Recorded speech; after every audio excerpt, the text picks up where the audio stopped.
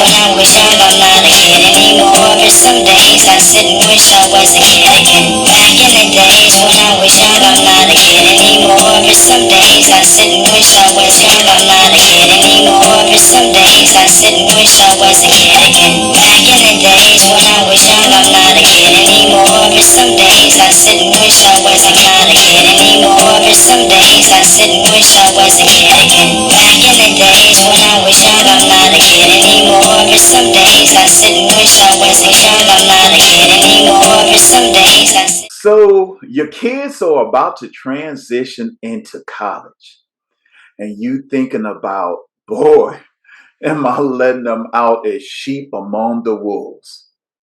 Well, let me let you in on a secret and let you guys know why it's so important that you transition from your kid's parent to becoming their coach as they enter into college life. Let me tell you a story. Once upon a time, a boy grew up without a father. The boy could not understand why he felt a gut-wrenching pain in his stomach when he saw the other little boys play catch with their dads, eat ice cream, and listen to corny dad jokes. The little boy prayed and prayed and prayed that God would send him a father figure. But his prayers went unanswered. He thought, well, damn, God must be deaf. So the little boy vowed one day, when he became a dad, he would be the best father he could be. See, he never wanted his kids to feel that ice block that he felt in the pit of his stomach. That little boy was me. For most of my fatherhood journey, I overcompensated and parented out of guilt. I never wanted to break a promise to my kids. I mean, no matter what the cost. I remember it got so hot in Georgia, around like 100-something degrees, sweat pouring down. And I got dehydrated. As I was taking my kids to the aquarium, all of a sudden, I just face planted on the concrete. As I began to open my eyes, getting out of the fainting, I witnessed my kids being horrified, tears falling down their face as they saw my tooth was through my lip and my mouth was bleeding. And my first thought was, when I came to, was I got to keep going because my kids got to see these Georgia fish. See, I did not want to become my father. I had to be a good dad. Guilt, you could say, was my taskmaster, beating my flesh. I mean, he would beat me so bad that I would wake up at night, pre-planning and post-planning and trying to slay all kinds of dragons that may or may not exist for my children. And as they got it into college age, I would gorge food and lousy reality TV, wondering if I prepared them for their future.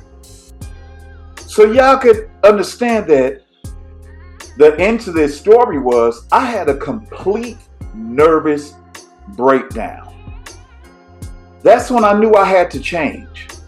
I did not want to smother my children with my fatherhood trauma. I had to reimagine my own narrative. I had to seek mental health. And I know some of y'all are like, whoa, black people got Jesus. But yeah, Jesus also gave us therapists, and I had to see one. I had to get some professional counseling, and I started getting hip-hop catharsis. So people didn't understand that hip-hop music is like medicine. And that helped me to overcome. Specifically, I used to listen to Ahmad's back in the days when I was young, I'm not a kid anymore. But some days I sit and wish I was a kid again. Back in the days when I was young, I'm not a kid anymore. But some days I sit and wish I was a kid again. That's when it hit me, y'all. I knew I could not continue to stifle my kids' transition into adulthood. My fatherhood trauma made me feel that somehow by letting my kids grow up, I was going to abandon them. It made me think that any mistake that they made somehow reflected on me. and that somehow I missed out on something. And as I began to dissect my fatherhood experience, I realized I had to remix my narrative and began transitioning from being my kids' parent to their coach. I had to begin to reconnect to my identity, way back in the days before I had kids. I'm just beginning to start lifting weights, reading my comic books again, enjoying life. Hit me up at Planet Fitness. I will always support my kids, but I do not have to be their support for the rest of their life.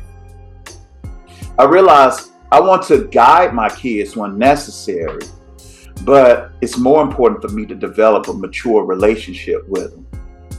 For many of my fatherless fathers out there, if y'all still struggling, I got 3 steps for you. I'm going to just tell you this. The first step is this. Get mental health services that include narrative and hip-hop therapy. Also, it's important that you establish your boundaries with your adult kids because you do not want to control their life. It's terrible. You got to let them grow. Also, number 3, start taking care of yourself. God did not design you to be a dad or mom in that role forever. Step into your purpose, and this will help you to deal with that empty nest. And I want to let you guys know this is important, y'all, because you want to develop a healthy relationship with boundaries so you can have a mature relationship with your child. You also want your child to safely embrace their role into adulthood. Lastly, step out of the role of caretaker and begin to embrace self-care and purpose.